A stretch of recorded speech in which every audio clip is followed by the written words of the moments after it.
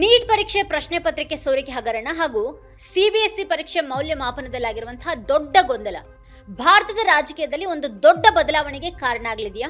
ವಿದ್ಯಾರ್ಥಿಗಳ ಯುವಜನರ ಆಕ್ರೋಶ ಸರ್ಕಾರಕ್ಕೆ ಸಂಕಷ್ಟವನ್ನು ತರಲಿದೆಯಾ?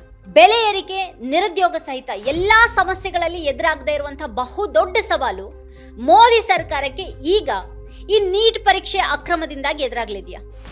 ಲಕ್ಷಗಟ್ಟಲೆ ವಿದ್ಯಾರ್ಥಿಗಳು ವರ್ಷಗಟ್ಟಲೆ ಶ್ರಮ ಹಾಕಿ ಲಕ್ಷಾಂತರ ರೂಪಾಯಿ ದುಡ್ಡನ್ನ ಖರ್ಚು ಮಾಡಿ ಭಾರಿ ಮಾನಸಿಕ ಒತ್ತಡಗಳನ್ನೆಲ್ಲ ನಿಭಾಯಿಸಿಕೊಂಡು ಬರೆಯುವಂತಹ ಈ ನೀಟ್ ಪರೀಕ್ಷೆಯಲ್ಲಿ ಭಾರಿ ಅಕ್ರಮನೇ ನಡೆದಿದೆ.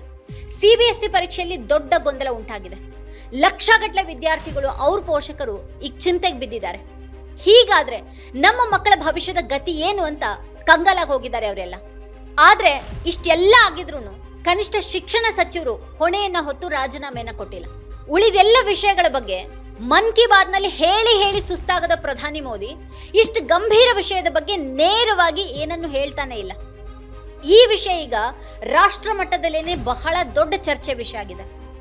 ನೀಟ್ ಯುಜಿ 2026 ಪ್ರಶ್ನೆ ಪತ್ರಿಕೆ ಸೋರಿಕೆ ವಿವಾದಕ್ಕೆ ಸಂಬಂಧಪಟ್ಟ ಹಾಗೆ ಕೇಂದ್ರ ಶಿಕ್ಷಣ ಸಚಿವ ಧರ್ಮೇಂದ್ರ ಪ್ರಧಾನ್ ಅವರ ರಾಜೀನಾಮೆಗೆ ಆಗ್ರಹಿಸಿ ಜೂನ್ 6ರಂದು ಭಾರತಕ್ಕೆ ಆಗಮಿಸಿ ಹೊಸ ದಿಲ್ಲಿಯ ಜಂತರ್ ಮಂತರ್ನಲ್ಲಿ ಶಾಂತಿಯುತ ಪ್ರತಿಭಟನೆಯನ್ನು ನಡೆಸುವುದಾಗಿ ಕಾಕ್ರೋಚ್ ಜನತಾ ಪಕ್ಷದ ಸಂಸ್ಥಾಪಕ ಅಭಿಜಿತ್ ದೀಪ್ಗೆ ಸೋಮವಾರ ಘೋಷಿಸಿದ್ದಾರೆ.